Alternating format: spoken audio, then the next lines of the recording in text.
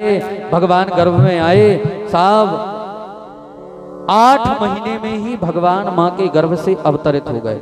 ध्यान दीजिएगा एक बात, जो 9 महीने और 15 दिन के भीतर माँ के पेट से जन्म ले ले वो पुत्र होता है, ये शास्त्र कहता है। और 9 महीने 15 दिन के भीतर जो माँ के गर्भ से जन्मे वो पुत्री होती है, ये शास्त्र का नियम है। और इसके पूर्व जो जन्म जाए ना वो पुत्र होता है ना पुत्री होती है, वो गर्भ कहलाता है। भगवान 8 महीने में हो गए। वसुदेव जी ने वादा पुत्र देने का किया था, ना कि गर्भ देने का, कोई झूठ नहीं बोला। भगवान की योग माया प्रकट होती है और वसुदेव जी महाराज से कहती है, वसुदेव जी महाराज के बंधन छोड़ती है और कहती है, जाओ वसुदेव इस पुत्र को लेकर के गोकुल में चले जाओ। और गोकुल में वहां नंद बाबा की पत्नी यशोदा के यहाँ पुत्री है, उसको उठा करके तुम्हारी पत्नी देवकी के समीप रख दो।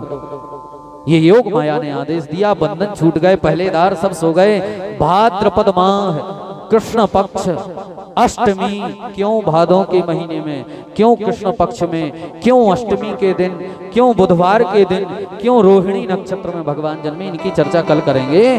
भगवान भाद्रपद माह कृष्ण पक्ष अष्टमी बुधवार रोहिणी नक्षत्र में अवतरित होते हैं। और इधर साहब वर्णन आता है, वसुदेव जी महाराज डलिया में ठाकुर जी को रख करके घर से बाहर निकलते हैं। भादों का महीना, बादल गुंजायमान करते हैं, कालक लगी हुई है, छटाएं जो हैं, कालिक की छटाएं जो हैं वह साहब सारे संसार को अंधकार के आवेश में लिए हुए हैं। बादल भी साहब भाद्रपद महीने के बरस रहे हैं, मूसलाधार बारिश हो रही है, नदियां उफान पर हैं, यमुना जी भी उफान पर हैं। इधर साहब वसुदेव जी महाराज जब लेकर के बालक को चले, उधर वर्णन आया।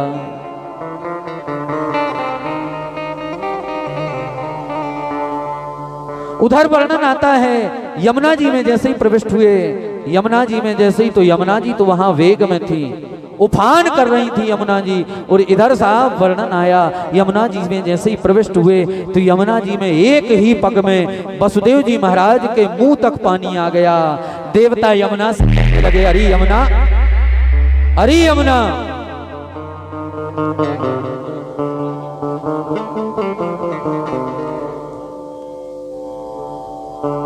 अरे यमुना, तुझे शर्म नहीं लग रही?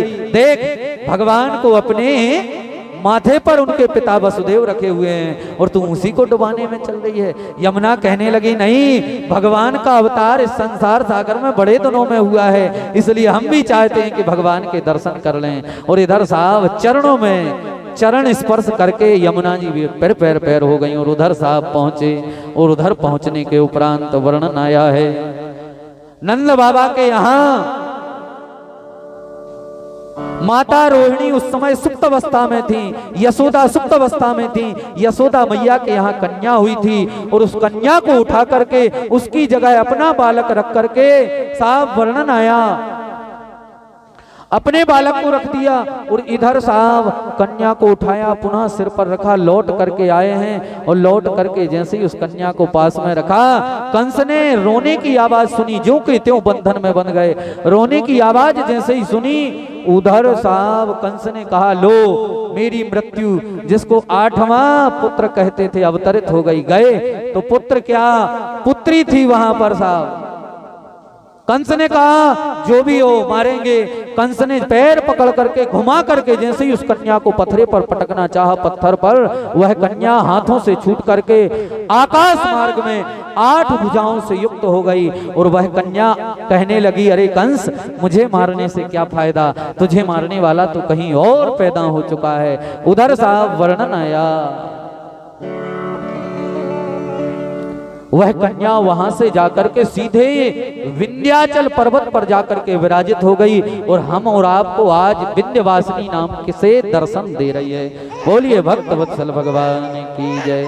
इधर साहब जैसे ही यशोदा की नींद खुली और साहब यशोदा ने देखा पुत्र हुआ है, रोहिणी की नींद खुली, पुत्र हुआ है। रोहिणी के यहाँ से दासी भागी, नंद बाबा से कहने लगी, महाराज बधाई हो, आपकी बड़ी पत्नी के यहाँ पुत्र हुआ है। उधर दूसरी दासी भागी, महाराज बधाई हो, आपकी छोटी पत्नी यशोदा के यहाँ भी पुत्र हुआ है। सभी गोप ग्वाल मिल करके आनंद लेते हुए साहब भगवान की सुंदर बधाई गाते हैं। आइए हम और आप भी भगवान की पावन बधाई में सम्मिलित होते हैं। साहब बोलिए भक्त वत्सल भगवान की। अरे नंद के आनंद भयो जय कन्हैया लाल